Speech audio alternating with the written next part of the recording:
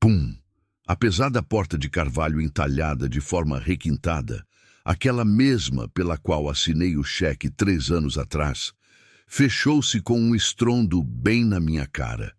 O som do ferrolho ao girar ecoou seco, como se alguém tivesse engatilhado uma arma. Fiquei ali parado sobre os frios degraus de mármore. O vento da tarde em São Paulo me atingia o rosto, trazendo consigo a poeira da rua e uma humilhação que jamais havia experimentado em toda a minha vida. Minha mão continuava agarrada à alça da velha bolsa de lona.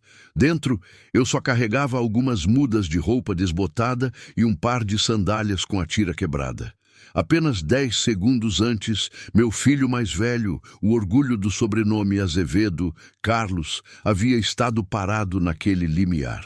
Vestia um terno Armani impecável, um blazer cujo valor daria para sustentar uma família de baixa renda por uns bons 3 meses, e me olhava com os olhos que se costuma olhar um vômito na calçada. Pai, não faça a gente passar vergonha na frente dos vizinhos. Sua voz sibilava entre os dentes, sem uma ponta de respeito. Esse cheiro de miséria vai pegar no meu blazer de 10 mil reais. Vá pedir em outro lugar. Aqui não é o asilo da providência. Caramba, essa frase foi como se tivessem jogado um balde de água fervendo no meu rosto.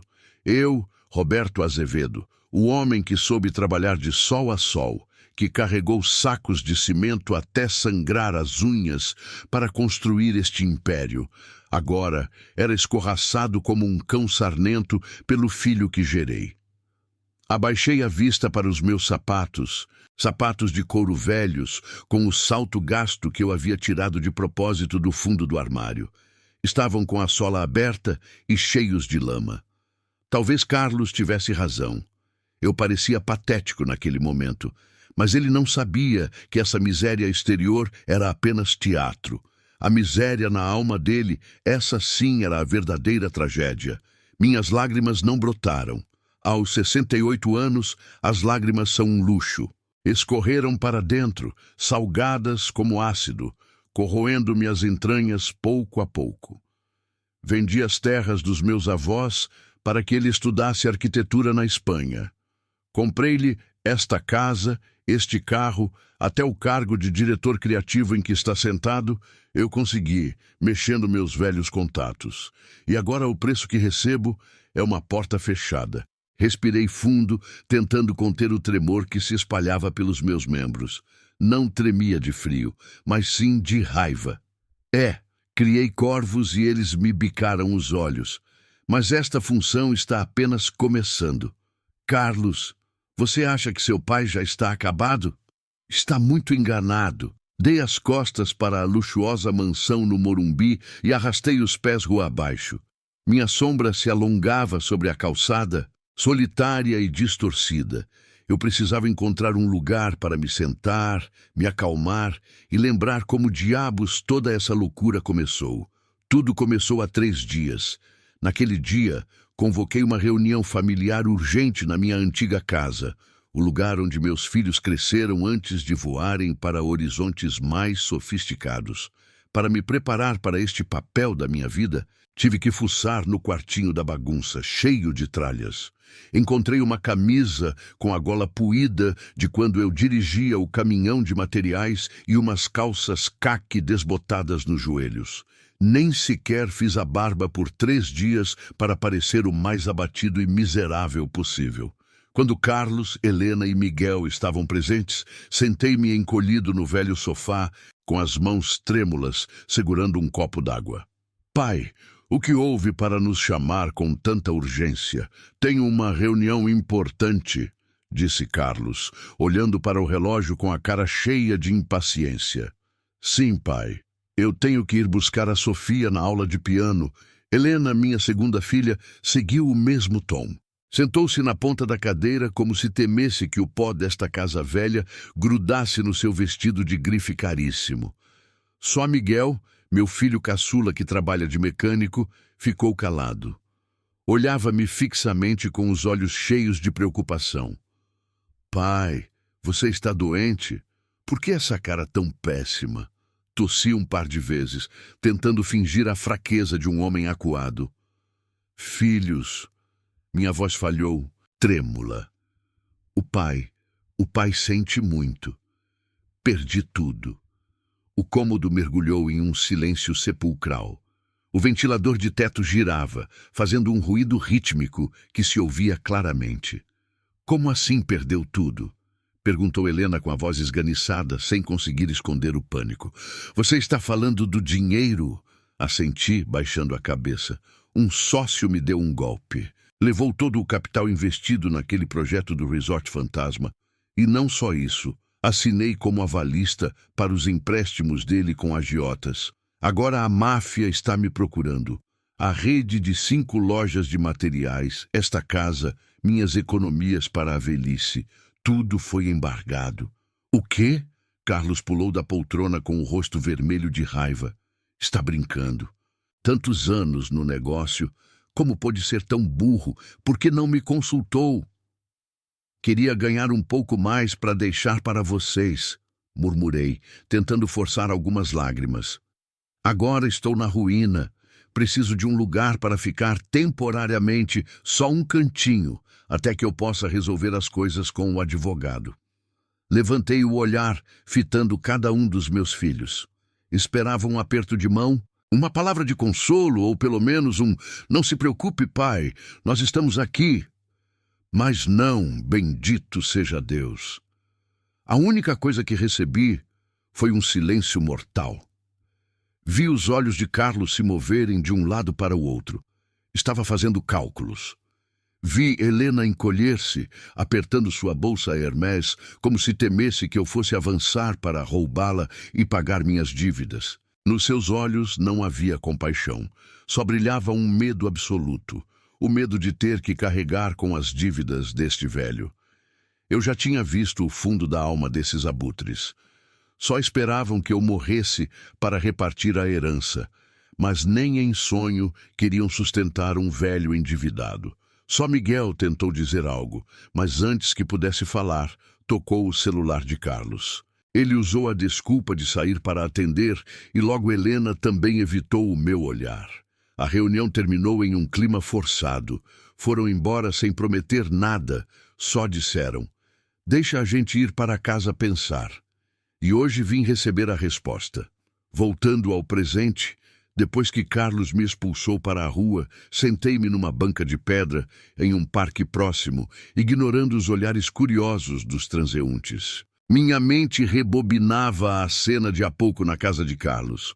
Antes que ele me abrisse o portão para me botar para fora, eu estava parado do lado de fora e ouvi ele e a esposa discutindo pela janela entreaberta da sala. "Você está maluco?" A voz de Lorena, a esposa de Carlos, gritou fino.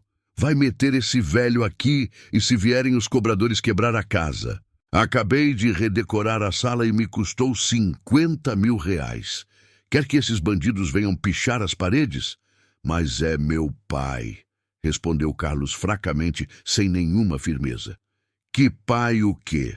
Um pai que deixa que os filhos carreguem suas dívidas não merece ser pai", cortou Lorena com a voz afiada como navalha. "Além disso, não há lugar na casa.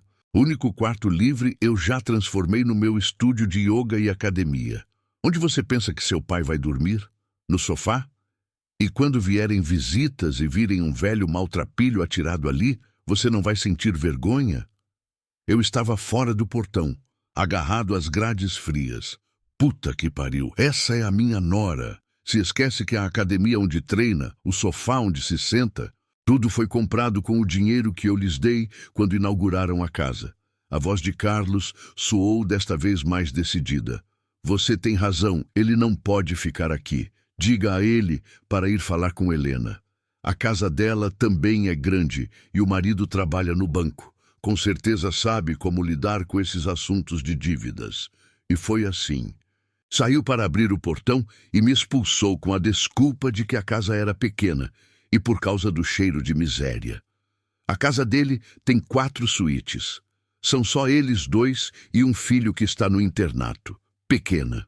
É a desculpa mais canalha que já ouvi. Sorri com amargura, uma careta torta no meu rosto velho.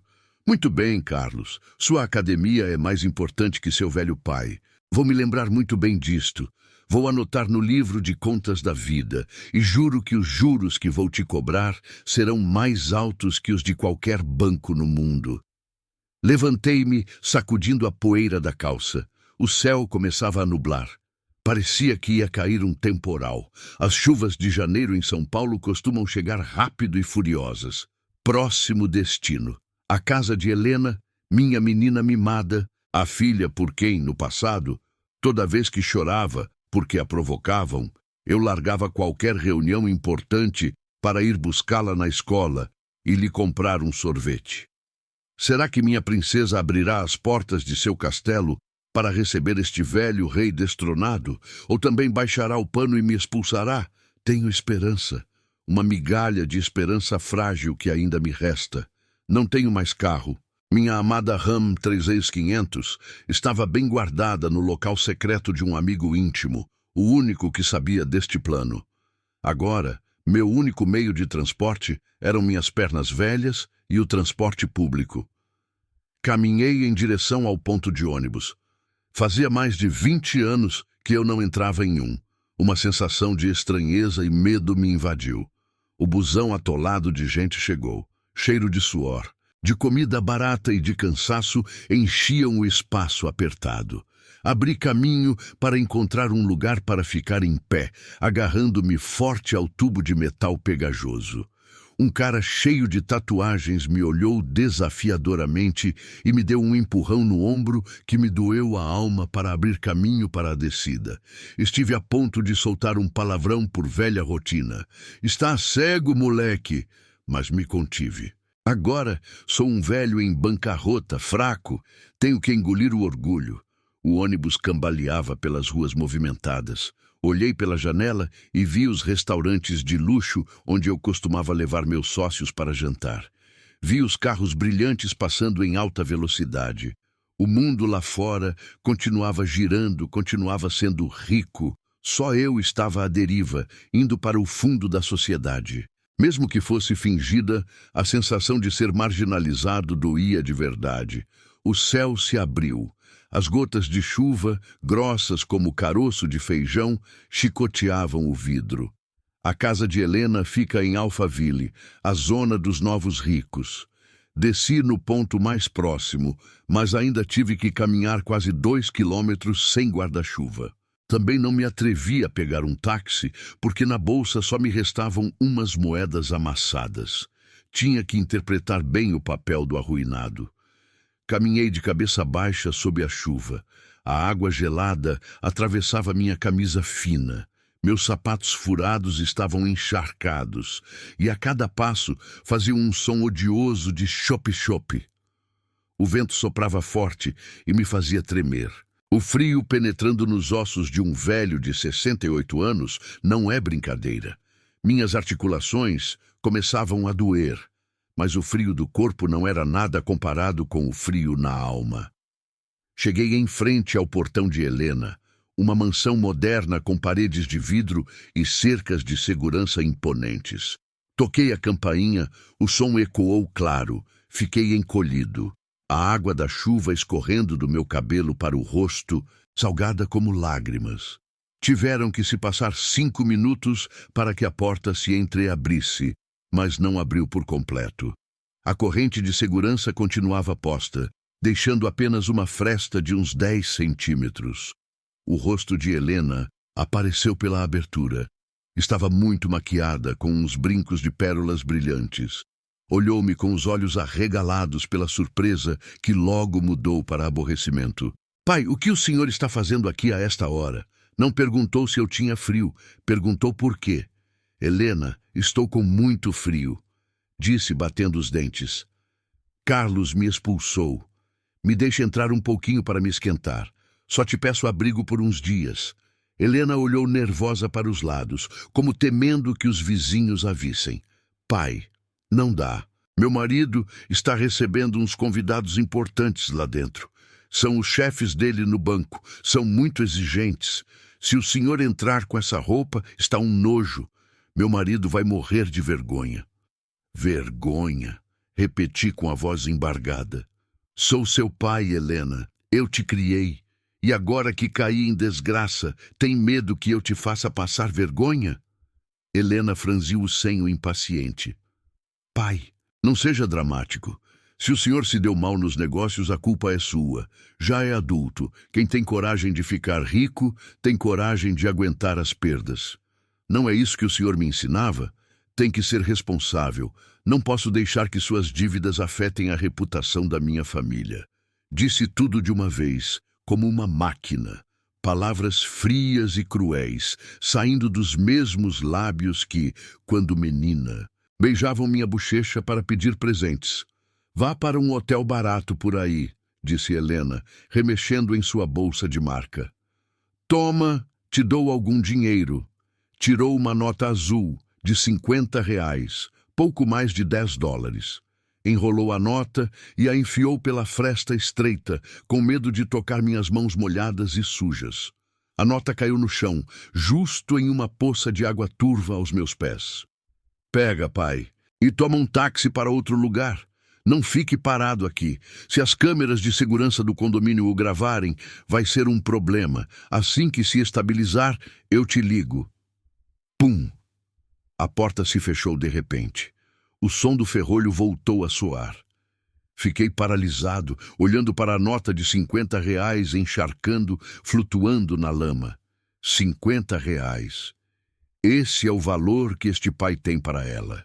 Lembrei que para comprar seu vestido de formatura do ensino médio, tive que vender o relógio que meu pai me deixou de herança. Lembrei das noites em claro, quando ela teve febre alta. Lembrei de tudo, mas ela tinha esquecido tudo. Vergonha, uma vergonha humilhante subiu pela minha garganta. Eu me agachei. Um pensamento cruzou minha mente. Recolha, Roberto. Você está atuando o papel de pobre. Os pobres precisam de dinheiro. Mas não. Minha mão ficou rígida. O orgulho de homem, de pai, não me permitia abaixar a cabeça diante dessa esmola barata dos meus filhos. Levantei o pé e, com a sola do meu sapato cheio de lama, pisei com força naquela nota de R$ 50. Amassei-a contra o piso, esmagando aquele carinho falso. Muito bem, Helena, murmurei sob a chuva, com as lágrimas se misturando com a água salgada. Estes R$ 50 eu vou te devolver, mas o preço que você vai pagar será 1 milhão de vezes mais alto. Dei meia volta e caminhei em direção à cortina de chuva cinza. Não havia mais para onde ir. Meus filhos exemplares, meus orgulhos, todos haviam me fechado a porta na cara. Agora só restava um último endereço. O endereço que eu havia ignorado durante os últimos 3 anos. A casa de Miguel, o filho caçula, lento, que trabalha de mecânico, e Rosa, aquela nora de origem humilde que tanto desprezei. Essa porta se abrirá ou terei que dormir debaixo de uma ponte esta noite? Arrastei os pés em direção ao ponto de ônibus com o coração pesado como uma pedra. Esse teatro doloroso está chegando ao fim, mas antes de terminar, tenho que tocar o fundo do poço do desespero. Sentei-me desfalecido no ponto de ônibus caindo aos pedaços, esperando a linha 52 que vai para a periferia do sul, aquele lugar que o pessoal da cidade zoa, chamando de fim do mundo. Enquanto esperava, abaixei a vista para as minhas mãos. A luz amarelada do poste as iluminava, realçando as veias saltadas e as manchas da idade. Mãos calejadas. Toda a minha vida estive orgulhoso destas mãos. Não nasci em berço de ouro. Meu pai era pedreiro, minha mãe vendia coxinha na feira. Aos 12 anos eu já estava na obra misturando cimento. Aos 20, minhas mãos eram ásperas como a casca de um carvalho velho de tanto carregar bultos. Justamente pelo trauma da pobreza, do cheiro de suor azedo e das comidas escassas, jurei que meus filhos não sofreriam. Lancei-me a fazer dinheiro como um louco. Abri a loja de material de construção, participei de licitações, dediquei-me a trabalhar de sol a sol.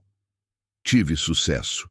Consegui lavar o cheiro de pobreza da minha vida, mas talvez meu maior erro tenha começado aí.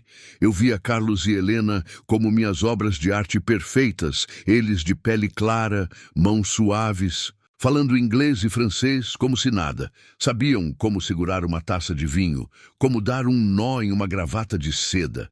Investi tudo o que tinha de melhor neles, proibindo-os de tocar no trabalho pesado.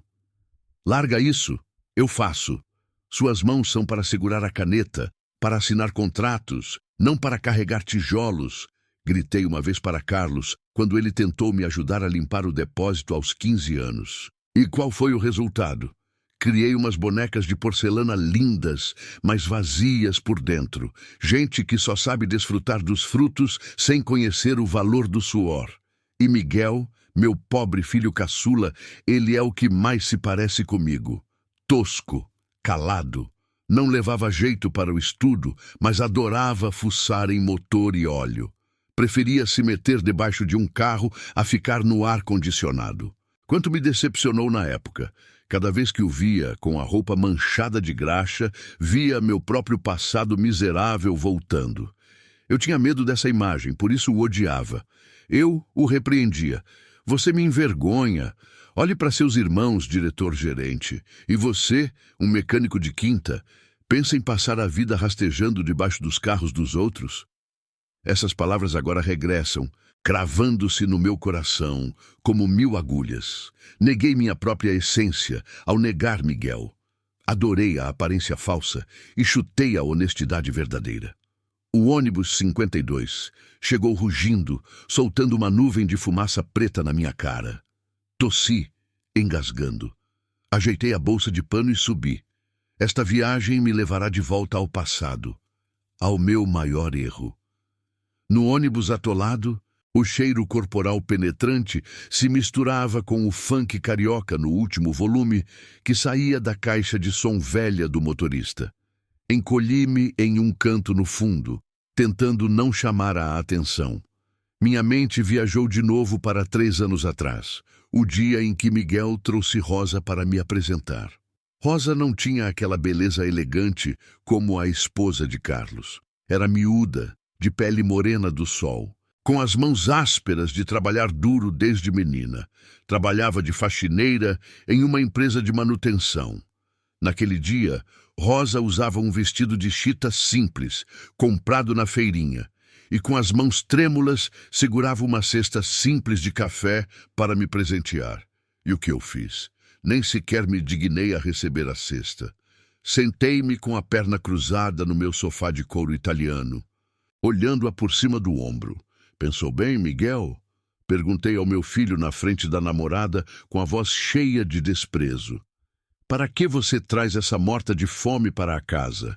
Ela quer você ou quer o sobrenome do magnata dos materiais? Conheço essa história. Elas só querem dar o golpe da barriga para sair da miséria. Rosa chorou. Abaixou a cabeça e as lágrimas caíam sobre seus sapatos de tecido velhos. Não replicou nem meia palavra, só apertou forte a mão de Miguel. Miguel, pela primeira vez na vida, ousou levantar a voz para mim. Pai, o senhor não tem o direito de insultá-la. Rosa é uma boa mulher. Ela me amou quando eu era só um ajudante com salário miserável. Que boa o quê? Cada ovelha no seu aprisco. Se casar com ela, não volte a pôr um pé nesta casa. Não aceito uma nora que se dedica a esfregar privada. Essa foi a última frase que lhes disse antes de expulsar os dois. Durante 3 anos, cumpri essa promessa venenosa. Não fui ao casamento. Só mandei um envelope com dinheiro friamente por obrigação. Quando tiveram o filho, ou nas festas, eles continuavam mandando presentes. Às vezes uma garrafa de licor de ervas, às vezes um cachecol que Rosa tecia. O que eu fiz com esses presentes? Joguei no lixo ou dei para a empregada? Coisas baratas, costumava dizer fazendo caretas. Meu Deus, agora que penso, sinto nojo de mim. Um velho arrogante, estúpido, cegado pelo dinheiro. Julguei as pessoas pela etiqueta da roupa, pelo seu ofício, esquecendo que minha própria mãe também vendia comida na rua para me criar. Agora que estou na ruína, quando meus filhos da alta me chutaram para a rua, estou aqui com a cara de pau, procurando a nora que esfrega privada, aquela que insultei. Ela vai rir na minha cara. Agarrará o esfregão para me botar para fora a vassouradas, como eu a expulsei. Se fizer isso, eu mereço. Isso é o karma. O ônibus parou na última parada, Grajaú. Este é o lugar onde a gente da cidade raramente se atreve a entrar à noite. Beco estreito e labiríntico, casas com telhado de amianto, cabos de luz emaranhados como teias de aranha sobre as cabeças. A chuva ainda não tinha parado de todo, só restava uma brisa gelada. O caminho para a casa de Miguel estava cheio de lama. Aqui o esgoto é péssimo. Toda vez que chove a rua vira um rio. Arregacei a calça, caminhando aos tropeços entre as poças d'água preta. Um vira-lata sarnento magro até os ossos me latiu, perseguindo-me. Uns jovens estavam reunidos na esquina fumando, olhando-me com desconfiança. "E aí, coroa, perdido? Descola uma moeda pra gente?" gritou um. O coração me batia a 1000. Abaixei a cabeça e caminhei mais rápido. No bolso, eu trazia uma pistola de choque por segurança, hábito de empresário precavido, mas esperava não ter que usá-la. Passei por fileiras de casas coladas umas às outras. Gritos de brigas de casal, choro de crianças, o ruído da TV saindo por janelas sem vidro, o cheiro de esgoto subia forte. É aqui que vivem meu filho e minha nora. Senti uma dor aguda no peito. Enquanto eu vivia em uma mansão de 500 metros com serviço de limpeza diário, meu filho tinha que viver neste lugar onde até o ar cheira a miséria. Eu o castiguei porque não me obedeceu. Cortei a ajuda, deixando-o à própria sorte, e ele sobreviveu aqui durante 3 anos, sem uma única queixa, sem estender a mão para me pedir um centavo. O arrependimento me pesava nos pés. Eu queria dar meia volta e correr. Queria ligar para meu motorista para que me levasse a um hotel 5 estrelas, tomar um banho quente e esquecer esta realidade brutal. Mas não podia. Tinha que chegar ao fundo da verdade. Precisava saber se neste inferno ainda existia um pouco de humanidade. Parei em frente a uma casinha, no final de um beco sem saída. As paredes descascavam, deixando ver os tijolos vermelhos e opacos. O telhado de amianto estava enferrujado. Na entrada havia uma pilha de pneus velhos, sinal de que ali morava um mecânico. Aqui é a casa de Miguel. Fiquei em frente à porta, hesitando por 5 minutos. Levantava a mão e a voltava a baixar. A soberba de um pai que antes cuspia fogo, agora havia encolhido ao tamanho de uma formiga. Tinha medo. Medo de ver o olhar de triunfo de Rosa, medo da frieza de Miguel. Se esta porta também se fechasse, minha vida como pai teria sido um fracasso total. Toque, toque, toque! Bati suavemente. O som fraco foi abafado pela chuva. Ninguém respondeu. Bati mais forte. Pum, pum! Escutaram-se uns chinelos se arrastando lá dentro. O ruído pesado do ferrolho ao abrir-se. A porta abriu com o ranger tenebroso de umas dobradiças sem óleo. Quem abriu foi Rosa. Continuava igual à última vez que a vi, só um pouco mais velha, com rugas nos olhos. Usava um avental cheio de graxa e manchas e na mão ainda trazia um pano. Com certeza acabava de chegar do trabalho ou estava limpando. Rosa apertou os olhos em direção à escuridão, tentando reconhecer o homem encharcado como sopa que estava encolhido em frente à sua porta. "Quem é?" "Não compramos nada", disse com voz cansada. Levantei o rosto. A luz amarela de dentro iluminou meu semblante abatido. "Rosa, sou o pai." Minha voz soava rouca, como pedras se partindo. Rosa ficou paralisada, arregalou os olhos. O pano caiu de sua mão. "Pai, seu Roberto!" exclamou com uma surpresa incrédula. "Meu Deus do céu, o que aconteceu? Por que o senhor está todo molhado?" Observei bem seu rosto. Buscava a zombaria, buscava aquele sorrisinho de "você também caiu", mas não havia nada, absolutamente nada de satisfação maliciosa. Só pânico e preocupação pura. "Assaltaram o senhor ou teve um acidente?" Rosa saiu rápido para a varanda sem se importar em se molhar e me agarrou pelo braço gelado. Sua mão áspera parecia estranhamente quente. Filha, estou na ruína, gaguejei seguindo o roteiro, mas a emoção era real. Seus irmãos me expulsaram. Não tenho para onde ir. Esperei o julgamento, mas Rosa não disse nada. Virou-se e gritou para dentro. Miguel, vem rápido, seu pai chegou. Ai, meu Deus, ele está tremendo de frio. Depois me puxou com força para dentro, como se temesse que, se demorasse mais um segundo, eu desfaleceria na chuva. Pode entrar, pai. Entre rápido. A casa está um pouco bagunçada. Tenha cuidado para não tropeçar. No momento em que cruzei o limiar da casa de Rosa, senti como se tivesse voltado da morte para a vida. Não porque a casa fosse bonita. Na verdade, era muito pobre. Cheirava a óleo de motor e a comida barata, mas sim pela forma como aquela nora desprezada me recebeu. Ela não viu um velho fracassado, só viu um pai que tinha frio. Dentro, a casa era muito mais estreita do que eu imaginava. Na sala, mal cabia uma mesa de madeira velha. Na parede, penduravam-se umas fotos de família e um pequeno altar de Nossa Senhora Aparecida. O canto estava cheio de peças de moto, pneus e ferramentas. Miguel saiu disparado da cozinha. Mancava da perna esquerda, sequela de um acidente de trabalho no ano passado, do qual ouvi rumores, mas nunca perguntei. Ao me ver parado no meio da sala, escorrendo água sobre o piso de ladrilho velho, a Miguel quase caiu a concha da sopa. Pai! Gritou com a voz embargada. Lançou-se em minha direção. Ia me abraçar, mas freou ao ver sua roupa cheia de graxa por medo de me sujar. Por que o senhor não ligou para irmos buscá-lo? Como chegou? Meu Deus, seus lábios estão roxos. Virou-se para a esposa, gritando desesperado. Rosa, pega uma toalha, a maior, e faz um chá de gengibre bem quente e doce para o pai recuperar as forças. Rosa já tinha corrido para o quarto e, no mesmo instante, voltou com uma toalha de algodão velha, mas limpa, que cheirava a sol. Colocou-a sobre meus ombros, esfregando-me forte as costas para me dar calor. Sente-se aqui, pai. Miguel puxou uma cadeira de madeira e, com a ponta da sua camisa, limpou rapidamente o assento. Tire essa camisa molhada, por favor. Sentei-me, sentindo o calor da toalha e a preocupação dos meus 2 filhos se espalhando pelo meu corpo. Olhei para eles, um casal pobre, com roupas manchadas, em uma casa com goteiras, mas a forma como me atendiam era melhor do que a um rei. Filhos, comecei a história tentando manter a voz trágica. Eu quebrei. Me deram um golpe, perdi tudo. Estou cheio de dívidas. Fui para a casa de Carlos, de Helena, mas não me deixaram entrar.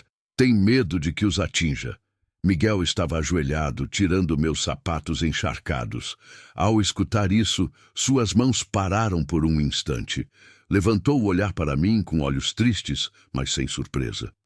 Meus irmãos sempre foram assim, disse em voz baixa. Mas bom, isso a gente vê depois. O dinheiro vai e vem. O importante é que o senhor está saudável, está salvo, pai.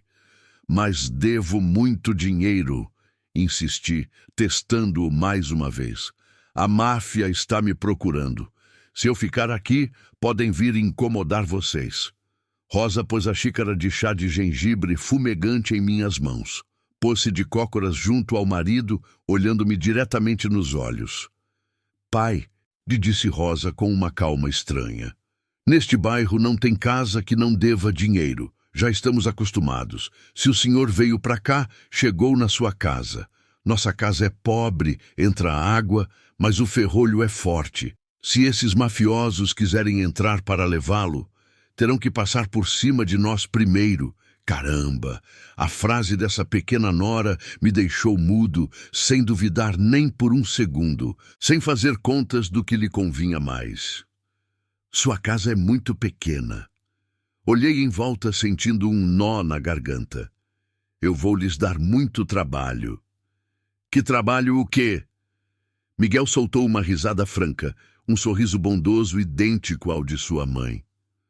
Aqui temos quarto e sala. No quarto dormimos nós com o Tônio e o quartinho de trás. Antes guardava ferramentas, mas é espaçoso. Assim que a gente jantar, eu arrumo. Colocamos um colchão e o senhor dorme de primeira. Só me dá medo que não se acostume, que ache que a casa cheira mal. Não! Neguei freneticamente e as lágrimas finalmente brotaram quentes, rolando pelas minhas bochechas. Não cheira mal. Sua casa cheira muito bem. Cheira a carinho de família. Pela primeira vez em anos, chorei na frente dos meus filhos.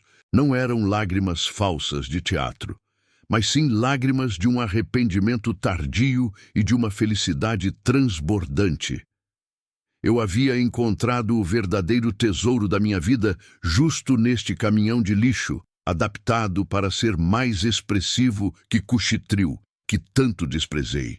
Miguel pegou minhas mãos trêmulas. Suas mãos calejadas apertaram forte as minhas também calejadas. Tome o chá, pai, para se aquecer. Hoje vamos jantar feijão com ovo. É simples, mas a Rosa faz muito gostoso. Jante com a gente. Assenti, levantando a xícara para beber um gole. O sabor picante do gengibre doce desceu até meu estômago. Lá fora, continuava chovendo a cântaros. O vento assobiava pelas frestas da janela, mas aqui dentro eu sentia mais calor do que com qualquer lareira elétrica caríssima da mansão de Carlos. Minha peça de teatro ia pela metade.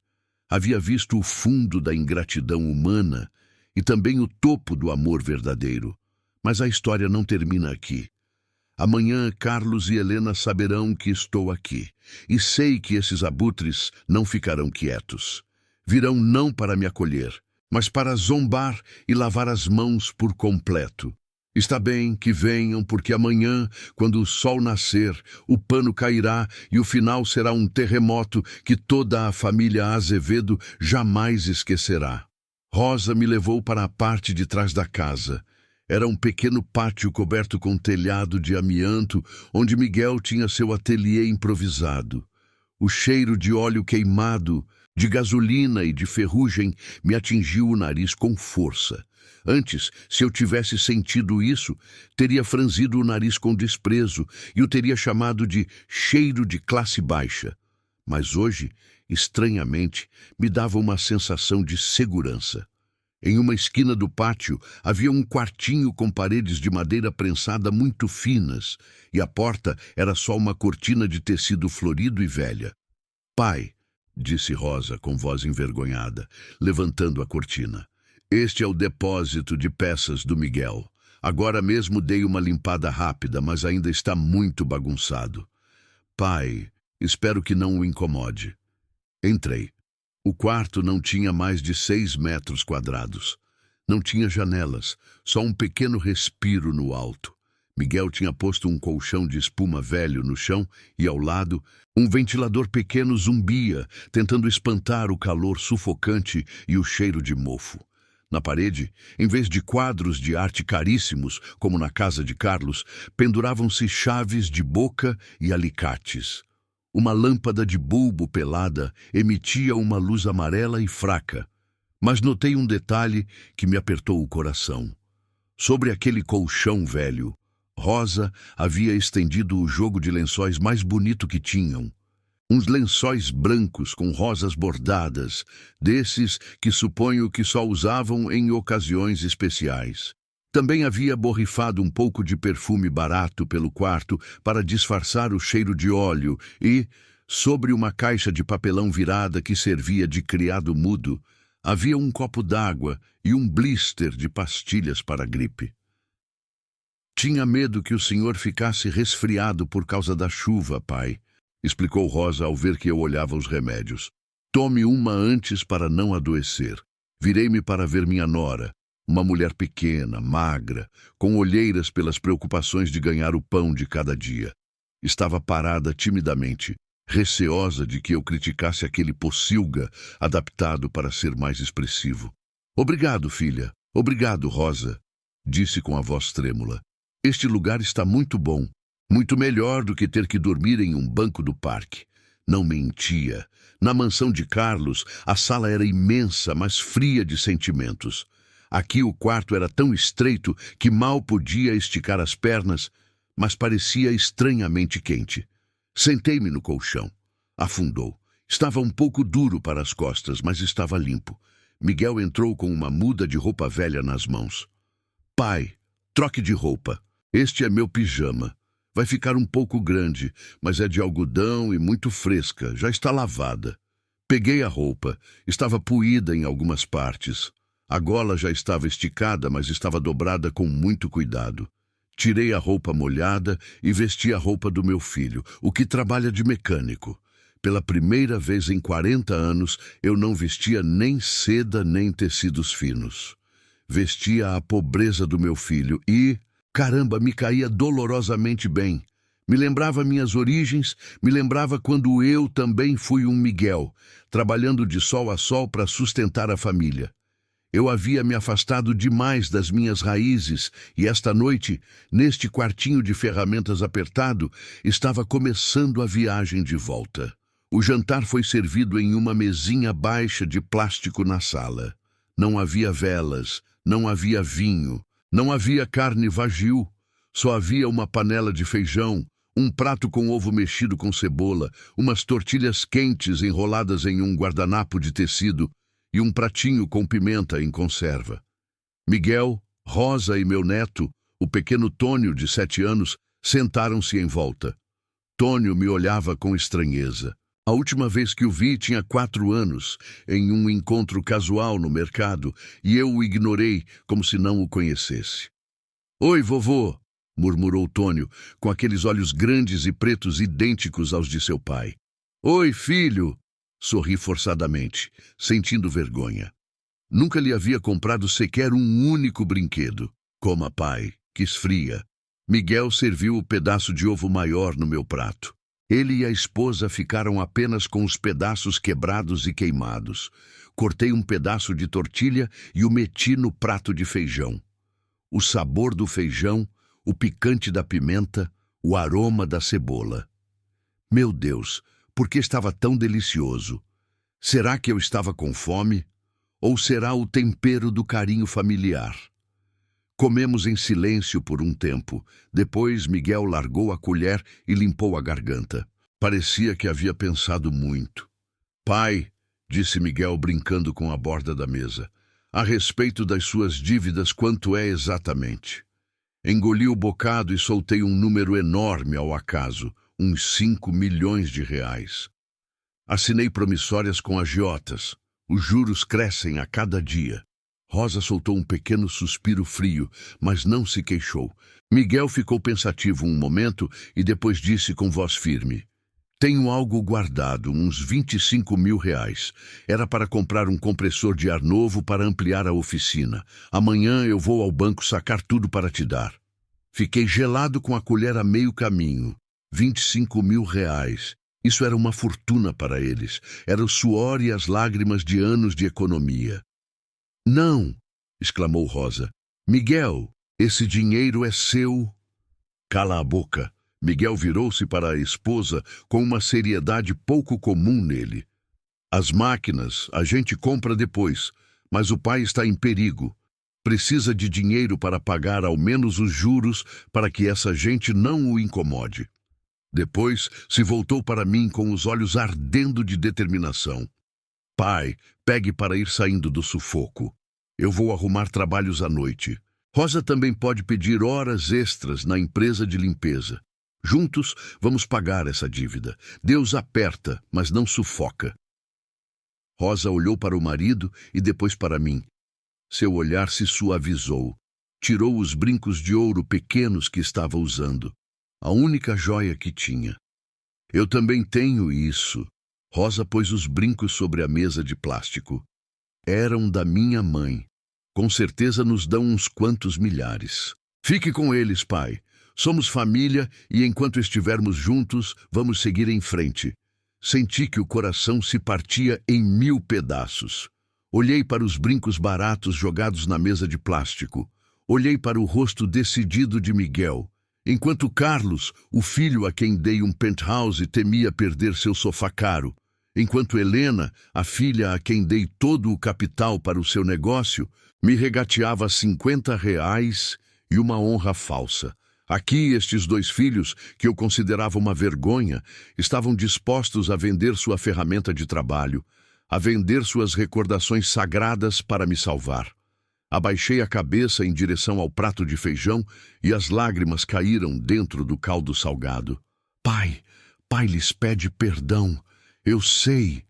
Já, pai, não chore. Miguel ficou nervoso. O senhor não tem nada que pedir perdão. O senhor me criou. Agora é a minha vez de cuidar do senhor. Não, filho. O pai pede perdão porque foi um miserável. Peço perdão por ter deixado que uma joia como você rolasse pela lama enquanto adorava essas pedras falsas. Aquela ceia foi a mais deliciosa e a mais dolorosa da vida de Roberto Azevedo. Era tarde da noite, a chuva já havia parado. Só se ouvia o coachar dos sapos em um terreno baldio próximo. Eu estava deitado no quartinho de ferramentas, virando de um lado para o outro sem conseguir dormir. O colchão estranho e os pensamentos confusos não me deixavam descansar. A parede que dividia a oficina do quarto de Miguel e Rosa era apenas uma tábua fina. Eu podia ouvir claramente a respiração do pequeno Tônio e os sussurros do casal. Contive a respiração e agucei o ouvido. Este é o momento em que as pessoas são mais honestas. Já sem ter que fingir na frente do pai, se queixariam. Você deu todo o dinheiro para o seu pai. E o que vamos fazer no próximo mês com o remédio para a sua perna? Era o sussurro de Rosa, cheio de angústia. O médico disse que se você não tomar as injeções pode ficar manco para sempre. Meu coração se apertou. Miguel estava tão ferido, nunca me disse. Eu aguento. A voz de Miguel soou grave e reconfortante. A perna não importa. O pai já está velho. E com um golpe assim tão forte, e se ele fizer uma loucura? Você não viu como ele tremia quando chegou? Eu sei, ele parecia muito mal, o pobre senhor, suspirou Rosa. Mas, Miguel, te pergunto a sério. Antes seu pai nos tratou muito mal. Me insultou, disse que eu era interesseira, nos fechou a porta. Por que você não está bravo com ele? Houve um silêncio longo. Colei o ouvido na madeira, prendendo a respiração, esperando a resposta. Claro que fiquei bravo, disse Miguel baixinho. Naquela época, estava furioso. Odiava que ele se importasse mais com o dinheiro do que com a gente. Mas veja, mulher, ele continua sendo meu pai. Quando a mãe morreu, eu vi o pai chorando sozinho no quarto a noite toda. Ali, eu soube que ele também se sentia muito sozinho. Foi duro porque ele tinha medo da pobreza. Queria que a gente triunfasse. Eu, que saí burro. Não pude ser um grande senhor como Carlos ou Helena. Eu decepcionei o pai. Essa foi minha culpa. Agora que ele caiu, se meus irmãos lhe deram as costas e a gente também o abandonar, como ele vai sobreviver? Seremos pobres de dinheiro, mas não podemos ser pobres de coração, velha. Ouvi Rosa fungar o nariz. Já entendi. Amanhã pergunto à patroa se alguém precisa de faxina por hora. Vou me esforçar. Se estivermos unidos, podemos com tudo. Obrigado, Rosa. Tenho muita sorte de ter você. Os sussurros se apagaram pouco a pouco, substituídos pelos roncos suaves de Miguel, vencido pelo cansaço. Deste lado da parede, fiquei imóvel, encharcando o travesseiro com lágrimas. Vergonha. Nunca me senti tão pequeno e miserável na frente do meu filho. Ele, um mecânico com poucos estudos, tinha uma alma 1000 vezes mais nobre que este pai empresário. Eu havia encontrado a verdade, uma verdade dolorosa, mas valiosa. Sequei as lágrimas e apertei os punhos. Suficiente. Esta prova terminou. Não posso deixar que meu filho fique sem remédio, nem que minha nora se mate de trabalhar por mais um dia. Amanhã mesmo vou virar o jogo. Darei a Miguel e a Rosa tudo o que tenho e darei uma lição inesquecível a esses filhos ingratos. Na manhã seguinte, Levantei cedo com a intenção de confessar tudo a Miguel antes que ele fosse ao banco sacar o dinheiro. Mas assim que terminamos de tomar café, outra vez pão amanhecido molhado no leite, escutou-se um barulho de motores lá fora. Não eram as motos barulhentas do bairro, mas motores finos de carros de luxo. O som da buzina Bibi soou insistente e prepotente.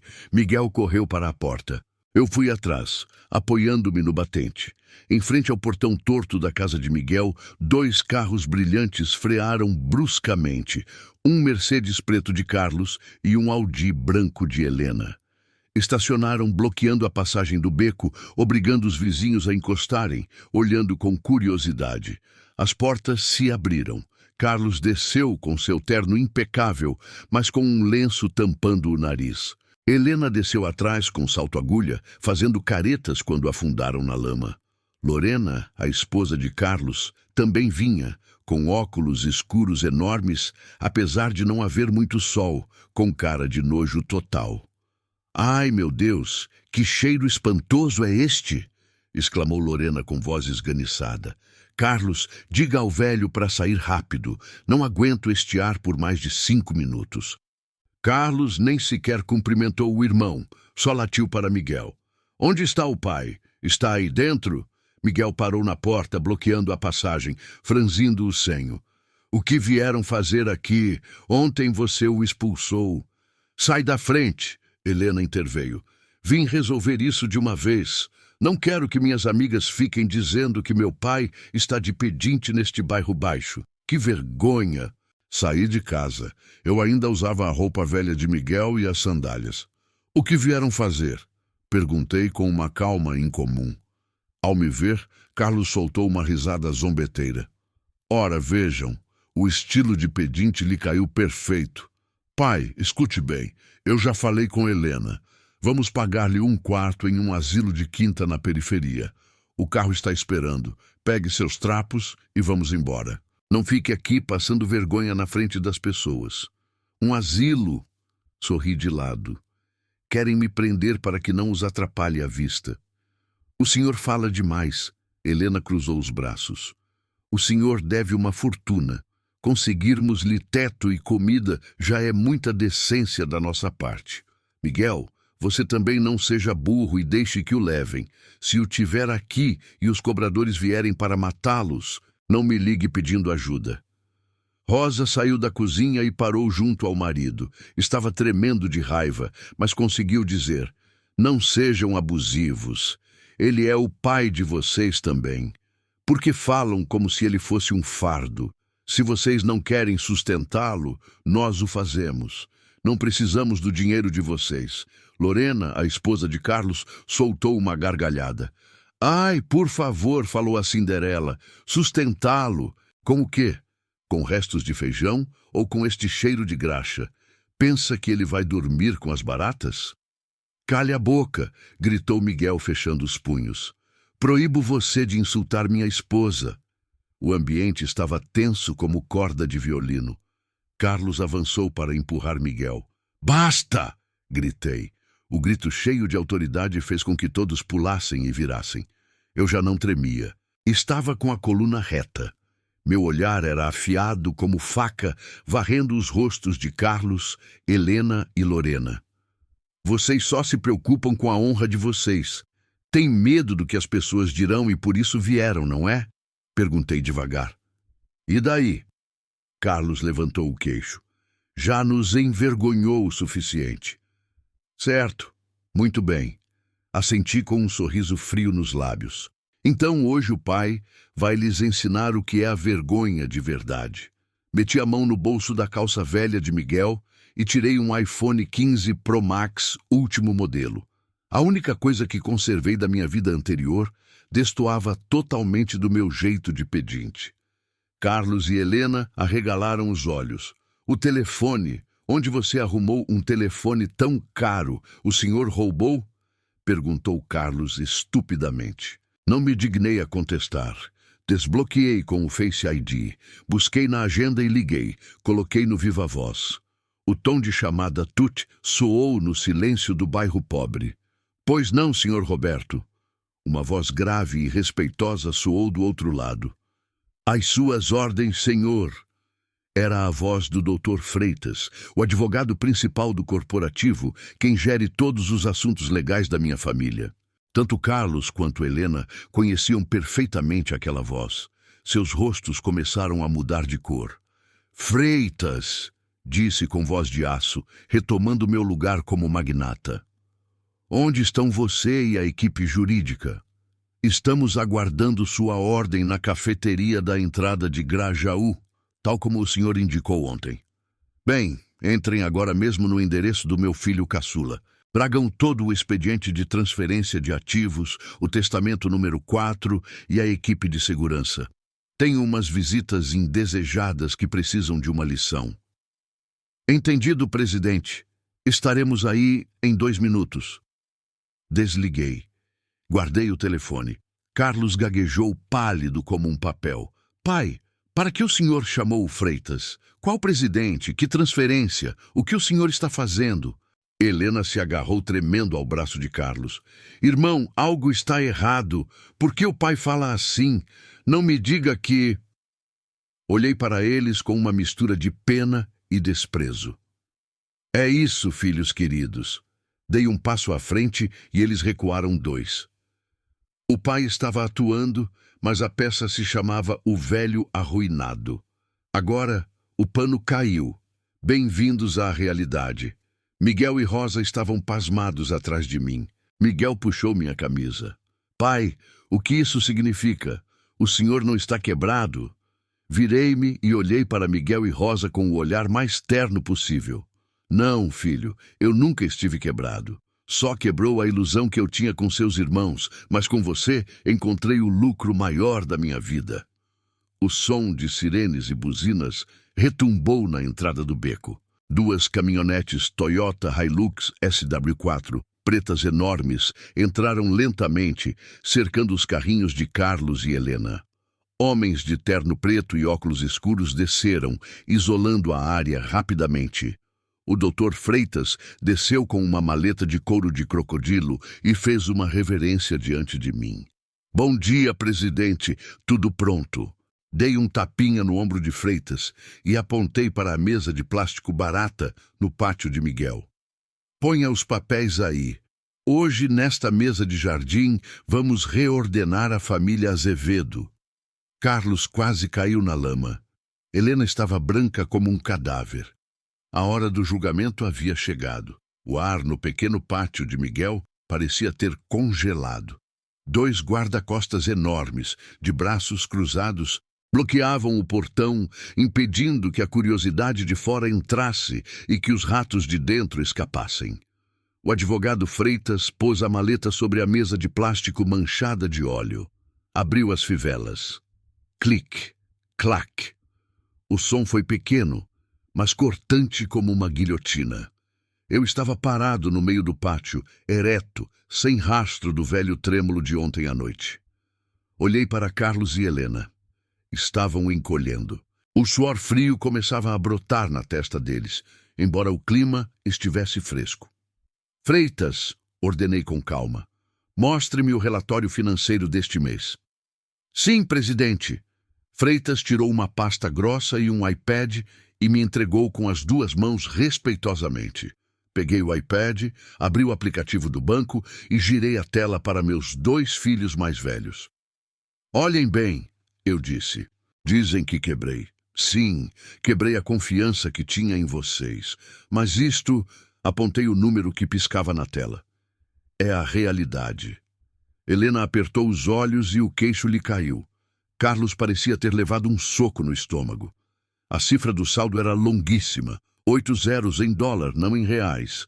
Mais de 100 milhões de reais, gaguejou Carlos sem sangue no rosto. Mas o senhor disse que foi enganado, que embargaram as lojas.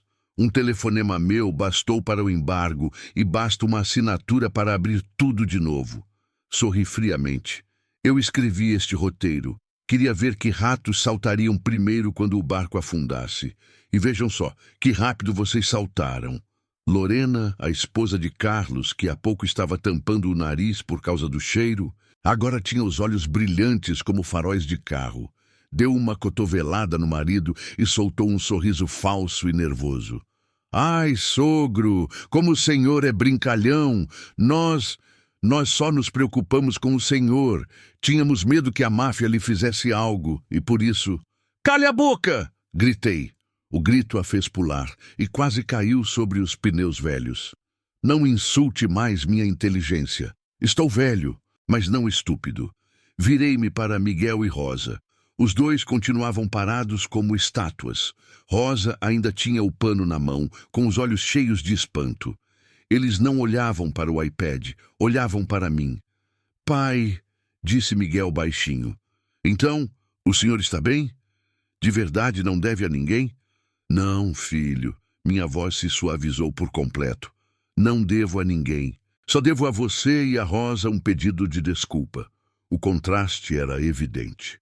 Uns olhavam para a conta do banco. Os outros suspiravam aliviados porque o pai estava a salvo. Meu Deus, por que demorei uma vida inteira para ver isso? Regressei à mesa de plástico onde Freitas tinha prontos os documentos legais. Peguei uma pasta azul. Carlos, chamei-o. Aproxime-se. Carlos caminhou receoso, com um lampejo de esperança nos olhos. Pai, eu sei que errei. Me perdoe. Eu sou o filho mais velho. Eu vou... Cala a boca. Eu o cortei. Ontem você disse que sua casa era pequena. Disse que o quarto de visitas tinha que ser academia para sua mulher. Me escapou. Não, você tinha razão. Sua casa é pequena, sim. Por isso decidi te ajudar. Abri a pasta e tirei um documento de revogação de poderes. O penthouse no Morumbi, que eu ia pôr no seu nome no mês que vem para seu aniversário. Acabo de cancelar o trato e o apoio para a hipoteca da mansão onde você vive também corto a partir de hoje. Carlos arregalou os olhos. Pai, o senhor não pode fazer isso. Eu ainda devo 10 anos ao banco. Se cortar a ajuda, eu vou perder a casa. Então venda a academia, respondi com frieza. Ou aprenda a pôr beliches, como seu irmão aqui. Se vire sozinho. Você tem 40 anos, Carlos. Arremessei o papel em seu peito. Ele ficou petrificado, tremendo como se fosse desmaiar. Continuava Helena. Não precisei chamá-la. Jogou-se de joelhos no chão chorando. Pai, eu errei. Eu estava sob pressão do trabalho. Não foi minha intenção. Peguei minha carteira, a carteira de couro de jacaré que o Dr. Freitas tinha acabado de me dar, e tirei 10 notas de R$ 100 novinhas. Helena, eu disse com voz grave, ontem você me deu uma esmola de R$ 50 pela fresta da porta. Você tinha medo de sujar as mãos comigo. Tinha medo que eu envergonhasse seu marido com os chefes dele. Avancei e atirei o maço de notas na frente dela, bem na lama. Toma R$ 1.000, eu te devolvo 20 vezes o que você me deu. Estamos quites, pegue e suma da minha vista. De agora em diante, não me chame mais de pai. Pai, não! Meu marido vai me matar se souber! Helena gritou, tentando agarrar minhas pernas. Um guarda-costas se interpôs de imediato, bloqueando-a de forma taxativa. Não toque no presidente, disse o segurança secamente. Olhei para meus 2 filhos mais velhos se retorcendo em um arrependimento tardio, não por serem maus filhos, mas por perderem a herança. Doía minha alma, mas eu sabia que tinha que abrir a ferida para tirar a infecção. Dei as costas àquele par e caminhei em direção a Miguel e Rosa. Rosa recuou assustada, mas fui mais rápido e segurei suas mãos ásperas, mãos curtidas pelos produtos de limpeza, por segurar a vassoura por tantos anos. Rosa, eu disse com a voz embargada, 3 anos atrás eu te insultei. Chamei você de morta de fome. Disse que era interesseira. Eu estava cego. Só via a roupa de fora e não via a joia que havia por dentro. Rosa desabou a chorar. Pai, eu não guardo rancor. Não diga isso. Não, eu tenho que dizer, insisti. Ontem, quando eu não tinha nada, quando eu era um velho vagabundo e fedorento, só você abriu a porta. Não me perguntou se eu tinha dinheiro, só me perguntou se eu estava com frio. Até ia vender os brincos da sua mãe para me salvar. Virei-me para o Dr. Freitas. Leia o Novo Testamento. O Dr. Freitas limpou a garganta e leu alto no meio do pátio. Por decisão do Sr. Roberto Azevedo, a rede completa de 5 lojas de material de construção, juntamente com as propriedades da Zona Sul de São Paulo, incluindo este terreno e as 3 quadras adjacentes, serão transferidas de imediato ao Sr. Miguel Azevedo e à Sra. Rosa Martinez. Além disso, continuou Freitas, o Sr. Roberto nomeia Miguel como diretor-geral da Azevedo Construtora, substituindo o Sr. Carlos. O silêncio era absoluto. Até o vento parou de soprar. Miguel abriu a boca. Pai, eu sou só mecânico. Como vou ser diretor? Você pode. Dei um tapinha firme em seu ombro. Um homem que sabe sacrificar seu patrimônio para pagar as dívidas do pai, que sabe amar sua esposa na pobreza. Esse homem tem mais fibra de líder do que qualquer um com pós-graduação e coração de cobra. O doutor Freitas contratará gente especializada para te ajudar. Você só precisa manter esse coração limpo. Rosa tremia, olhava para mim e para Miguel sem acreditar que aquilo fosse verdade. Pai, é muito. Não podemos aceitar. Aceitem. Sorri, enxugando as lágrimas da minha nora. Isto não é um presente, é o pagamento justo. Vocês compraram as ações desta empresa com a bondade de vocês e o valor disso é incalculável. É um absurdo, totalmente absurdo.